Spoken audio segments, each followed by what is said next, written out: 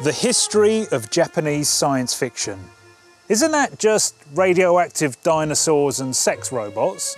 It may or may not surprise you, but just like the Western canon, we have to go back hundreds of years to find the origins, where it's diluted with philosophy, myth, and folklore.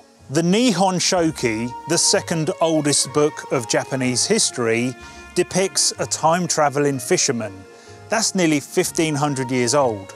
The Tale of the Bamboo Cutter from the 10th century is about a princess from the moon who comes to Earth as a baby and displays special, magical, alien powers. There's even talk of a wider universe in conflict and a flying saucer. It turns out that everywhere we look, every civilization that we study has a history of science fiction going back at least a dozen centuries or so. But the Japanese story gets really interesting the closer we get to the 20th century. The Meiji Restoration of the 1860s was a political and cultural movement with the aim of upgrading Japanese technology, industrializing so that it didn't get left behind or dominated by the West. There was an adoption of Western ideas and art. Jules Verne and H.G. Wells translations were extremely popular. The good stuff that Europe and America were devouring was also influential on the other side of the world. Shunro Ishikawa and Juzo Uno are generally considered as the two pillars of early Japanese science fiction. They would write stories about rockets to Mars, first contact, far future tech, and good old pulpy space opera. Some of these stories were made into movies in the 50s and 60s. Some even made their way to America at the time.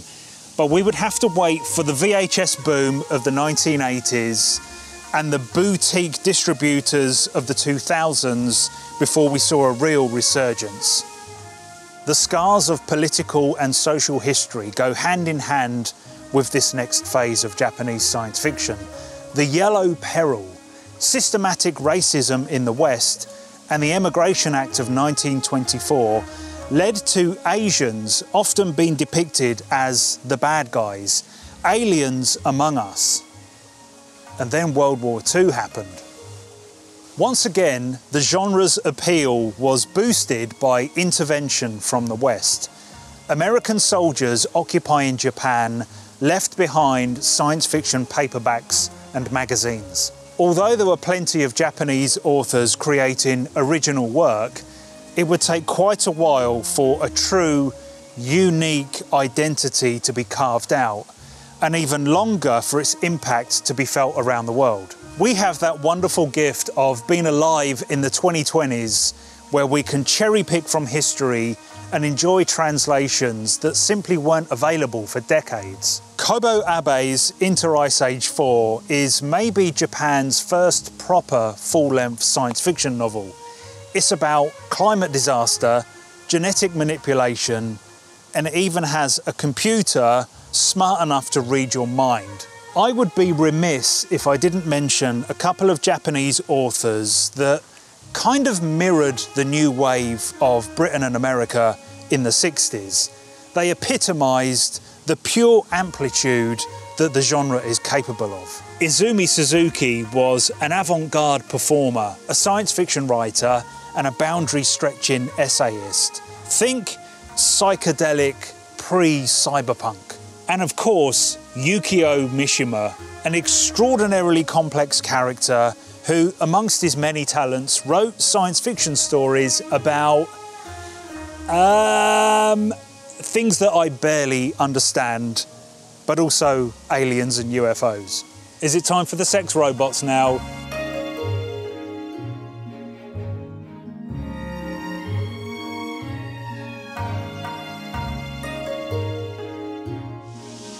I'm guessing that when most of you envisage Japanese science fiction, it's the hyper-stylized, super weird awesomeness of anime and manga, the eye-popping comic books, the visual media. Let's honour the pioneers.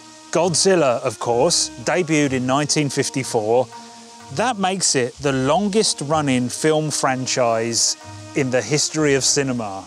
The strange beast subgenre, the kaiju, was born amid the fear and despair of the Hiroshima and Nagasaki atomic bombs, but it's moved way beyond that and continued to evolve. Anime and manga are intrinsically linked, often crossing over and adapting each other on the page and on the screen. The earliest Japanese animation, or anime, is over a century old now, but the 1960s is the start of the real, recognisable, influential, exportable productions. Astro Boy, 1963, a cartoon about a mad scientist whose son dies in a car accident, so to get over his grief, he makes a super robotic version of the dead child, doesn't like it, so he sells it to the circus, thus starting a trend of pretty messed up kids' TV. And then we have the super robot craze of the 70s and the 80s. Mobile Suit Gundam and Transformers, a global phenomenon that started in Japan. It wasn't just kids stuff and toy making opportunities. Just as science fiction literature grew up and left the pulp era behind, so did anime, becoming much darker, more violent and poignant, but also more interesting and relevant. Manga's history goes even further back, but again, it's that post-war modern era where things start to get really tasty. Science fiction has always been one of the dominant flavours of comics and graphic novels in Japan, often overflowing and interchangeable with anime. But the undeniable pinnacle of Japanese influence on our beloved genre is the emergence of cyberpunk.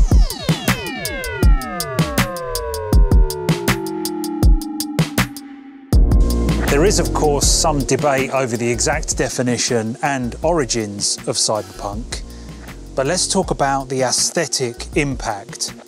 Let's talk about Akira.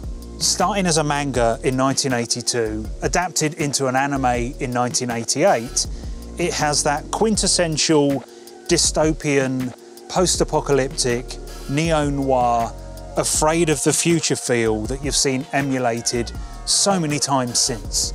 Kazuhiro Otomo was writing a reflection of his childhood in post-World War II Japan, a place rebuilding after a calamity, political turmoil, a depressed society, and even how kids would race each other on their bikes. Akira was a revelation in Japan, but maybe more importantly, it introduced the West to anime and manga. That was just the beginning. Japanese cyberpunk and all its creative tributaries became more than just a subgenre set in a faraway land. As the real world entered the digital age and science fiction became darker and colder, the comfortable American space adventure started to feel immature and out of step. Japan was the future.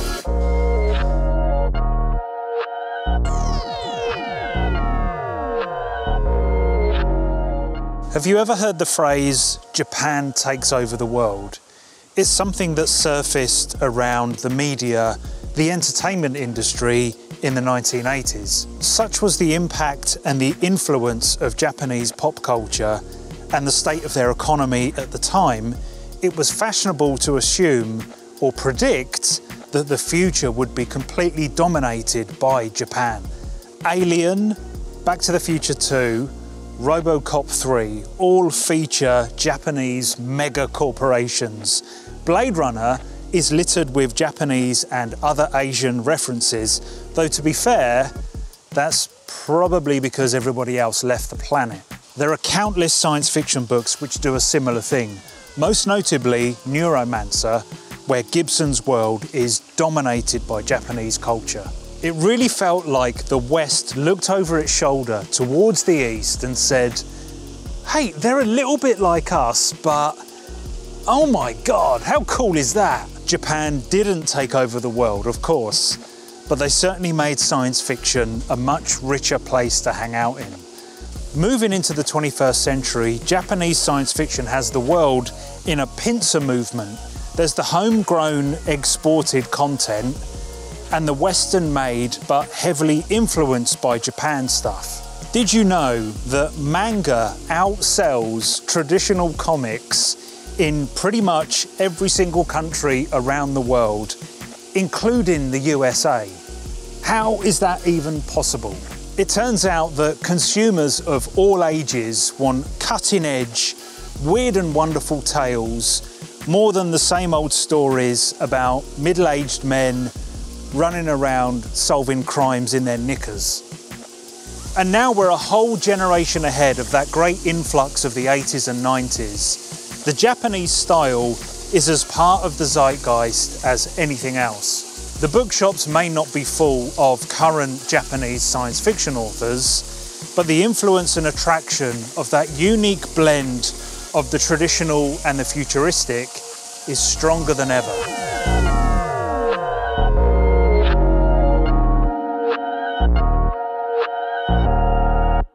Oh, I almost forgot the sex robots. I'm only half joking. I think part of the allure for me as a British person reading and watching Japanese science fiction is that it comes from a country that has essentially the same free world democratic system, but it feels so alien. I love SF for its broad scope, how one book to the next never feels quite the same. But in the back of my mind, I have this feeling that apart from a little bit of Russian, Polish and French, it all comes from a place that's so familiar, a place that I've lived in and feel very comfortable with. Japanese culture is like parallel evolution. Once it shook off that Western influence, it became something extraordinary, forever different and exciting. It makes you wonder what else is out there in the world waiting to be discovered, like sex robots. If you want to learn more about the history of science fiction, I made this for you.